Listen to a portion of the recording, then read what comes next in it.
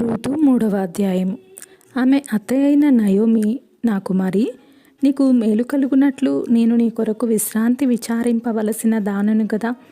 ఎవని పనికెత్తల యొద్ద నీవు ఉంటివో ఆ బోయజు మనకు బంధువుడు. ఇదిగో ఈ రాత్రి అతడు కళ్ళమున ఎవలు తూర్పార బట్టింప పోవుచున్నాడు.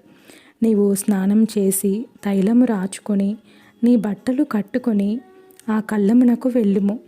అతడు అన్నపానములు పుచ్చుకొనుట చాలించు వరకు నీవు అతనికి మరుగైయుండుము.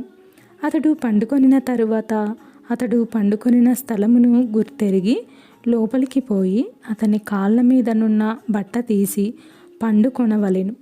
నీవు చేయవలసిన దానిని అతడు నీకు తెలియజేయునని ఆమెతో అనగా, ఆమె నీవు సెలవిచ్చిన దంతయు చేసేదనని చెప్పి ఆ కళ్ళమునొద్దకు పోయి తన అత్త ఆజ్ఞాపించిన దంతయు చేసెను. బోయజు మనస్సున సంతోషించునట్లు అన్నపానములు పుచ్చుకొని లోపలికి పోయి ధాన్యపు కుప్ప యొద్ద పండుకొనినప్పుడు ఆమె మెల్లగా పోయి అతని కాళ్ళ మీదనున్న బట్ట తీసి పండుకొనెను. మధ్యరాత్రి అందు అతడు ఉలికిపడి తిరిగి చూచినప్పుడు ఒక స్త్రీ అతని కాళ్ళ యొద్ద పండుకొని ఉండెను. అతడు నీవెవరవని అడుగగా ఆమె, నేను రూతు అను నీ దాసురాలిని.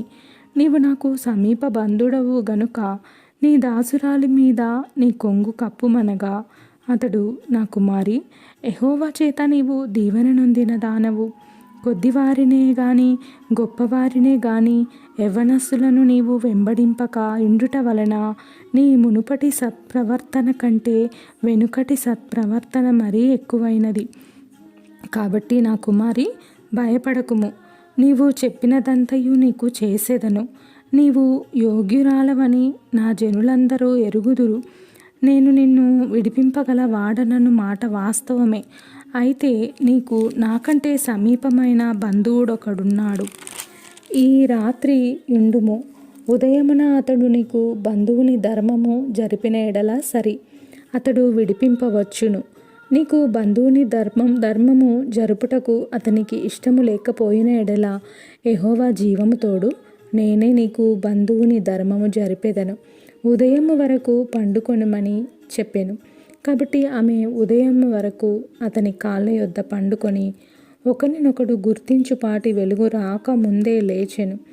అప్పుడు అతడు ఆ స్త్రీ కళ్ళమునకు వచ్చిన సంగతి తెలియజేయకుడని చెప్పెను. మరియు అతడు, నీవు వేసుకొనిన దుప్పటి తెచ్చి పట్టుకొనుమని చెప్పగా ఆమె దాన్ని పట్టెను. అతడు 6 కొలల యవలను కొలిచి ఆమె భుజము మీద నుంచగా ఆమె పురములోనికి వెళ్ళెను. ఆమె తన అత్త ఇంటికి వచ్చినప్పుడు అత్త, నా కుమారి, నీ పని ఎట్లు జరిగేనని అడుగగా ఆమె ఆ మనుషుడు తనకు చేసినదంతయు తెలియజేసి, నీవు వట్టి చేతులతో నీ అత్త ఇంటికి పోవద్దని చెప్పి అతడు ఈ 6 కొలల యవలను నాకిచ్చెననెను. అప్పుడు ఆమె, నా కుమారి, ఈ సంగతి నేటి దినమున నెరవేర్చితేనే కాని ఆ మనుషుడు ఊరకుండడు గనుక ఇది ఎలాగు జరుగునో నీకు తెలియ వరకు ఊరకుండుమనెను. ఆమెన్.